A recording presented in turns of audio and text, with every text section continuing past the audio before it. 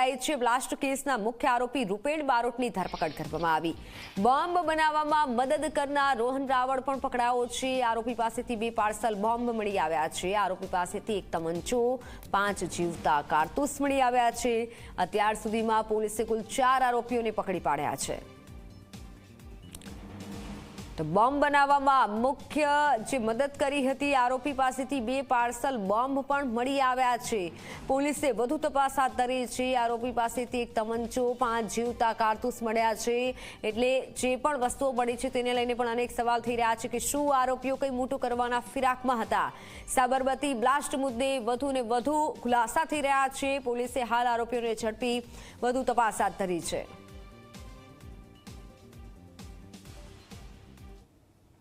જે parcel bomb નો જે મુદ્દો હતો અને જે એના બાબતે ગુનો દાખલ થયેલ એ અનુસંધાને ગઈકાલે જે પાર્સલ જેણે ડિલિવર્ડ કર્યું હતું એ ગૌરવ ગઢવી નામનો વ્યક્તિ કે જેને પકડી લેવામાં આવેલ ગઈકાલે જે સ્થળ ઉપરથી જે પકડાઈ ગયેલ હતો અને જે મેઇન સૂત્રધાર છે આખા ગુનાનો જે રૂપેણ બારોટ અથવા એ નામ લખે છે રૂપેણ રાવ અને બીજું જે નામ છે એ રોકી ઉર્ફે રોહન રાવળ એ બંને જે બેના મુખ્ય આરોપી હતા એને પકડવા માટે જુદી જુદી ટીમો બનાવી અને એ ટીમ બનાવી અને એને પકડવા માટે કાર્યવાહી કરતા ગઈકાલે રાતે એ આપણને બંનેને પકડી લીધેલા છે।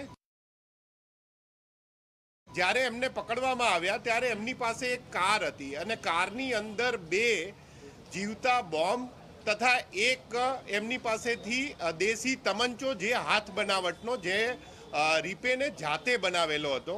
બંને બોમ્બ પણ જાતે બનાવેલા હતા।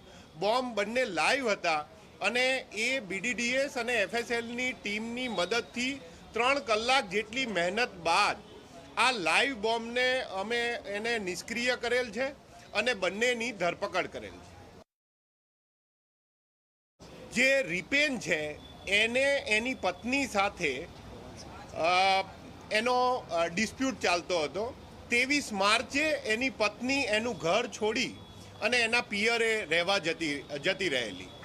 એ જે એની પત્ની ત્યાં ગયેલી એની પાછળ જે જેના ઘરે બોમ્બ ફૂટેલો છે એ બળદેવભાઈ કે જે પણ એક હાઈકોર્ટની અંદર વકીલોના ક્લાર્ક તરીકે કામ કરી રહ્યા છે એમને આ એની પત્નીની ઉશ્કેરણી કરવા માટે તથા એનો પુરુષ તરીકે જે શંકાશીલ જે એની માઇન્ડસેટ હતો એને કારણે એણે એવું નક્કી કરેલું કે હું આ બળદેવભાઈને મારીશ અને એ બળદેવભાઈને મારવા માટે એણે પોતે ઇન્ટરનેટના માધ્યમથી ખૂબ જ સર્ચ કરીને બોમ્બ કેવી રીતના બનાવવો, દેશી બોમ્બ કેવી રીતના બનાવવો, તમંચા કેવી રીતના બનાવવા એને માટે એણે ખૂબ રિસર્ચ કરેલું હતું ઇન્ટરનેટમાં।